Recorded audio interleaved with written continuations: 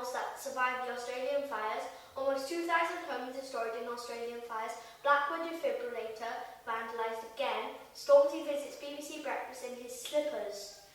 An airbase housing US and coalition troops in Iraq has been hit by rockets, according to US security sources. It comes after a top Iranian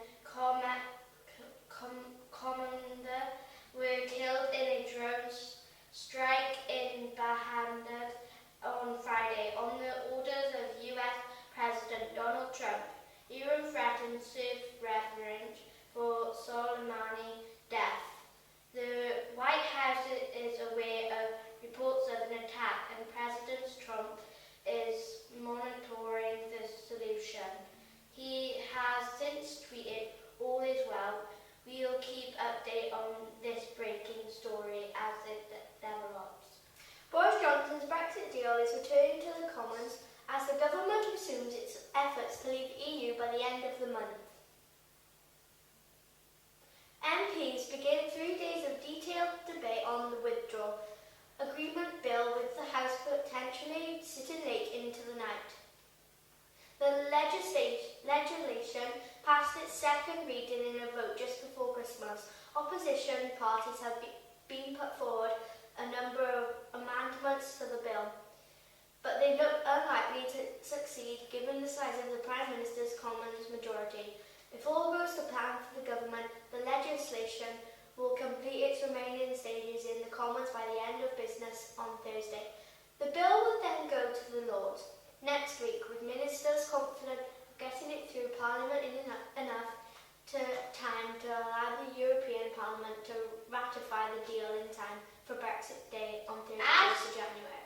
As bushfires rip across parts of Australia, experts are warning of an immense loss in biodiversity and threat to the lives of millions of animals.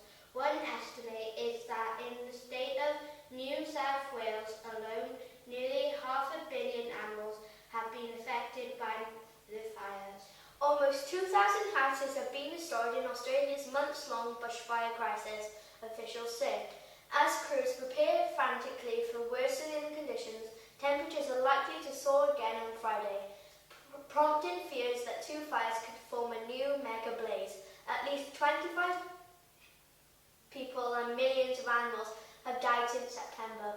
On Tuesday, New South Wales officials said fires there had claimed 1,588 homes and damaged 653 more. About 200 homes have been destroyed in neighbouring Victoria, adding to more than 100 lost in other states. Blue smoke still lingers over the town of Wingalo, even after cooler weather and a little rain. The trees in the ground along the roads are blackened and scorched. On the corner of Forest Road, May King's house has gone. Only a steel chair frame still recognisable in the ashes. But the people of Wingalo are talking about a miracle here. Only 12 houses were destroyed, dozens more were saved. Fire crews from other towns came to help defend Wingalo. A return favour for the help the Wingalo crew gave it in earlier fires last month. Today, some of the 400 residents were black clearing up, looking around just amazed. They say that the town is still there. What's the current fire threat? Rain has fallen in New South Wales and Victoria and temperatures have dropped, but officials have warned the blazes will take off again. In Western Australia, the season's first tropical cyclone has brought strong winds since Monday night, and also heavy rain, crucial in helping to fight the bushfires. The cyclone was also welcomed on the other side of the country. A piece of Continental life-saving equipment has been damaged for the third time in less than a year. Blackwood has 2 defibrillators available 24 hours a day in the town. However, one is now out of commission for the second time due vandalism. The aid that has been damaged was located outside the Maxim cinema on the town's High Street. It was installed earlier last year after being funded by Blackwood Town Council with assistance from June Thomas of Jack's April and the Anurian Bevan Health Board.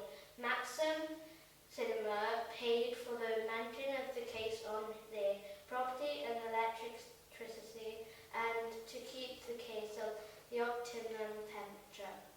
Blackwood Town Mayor said, "It is very upsetting to say the least to see our defibrillator out of a case action for the second time due to vandalism of the case. While the defibrillator is out of action, there is still one in Blackwood, located by the marketplace, should there be a need for its use."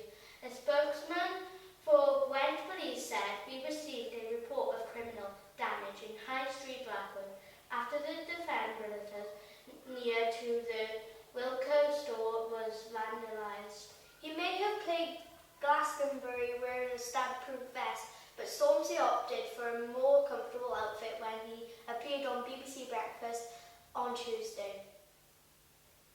The rapper accidentally forgot to change out of his slippers before he got into a taxi to the studio in Salford.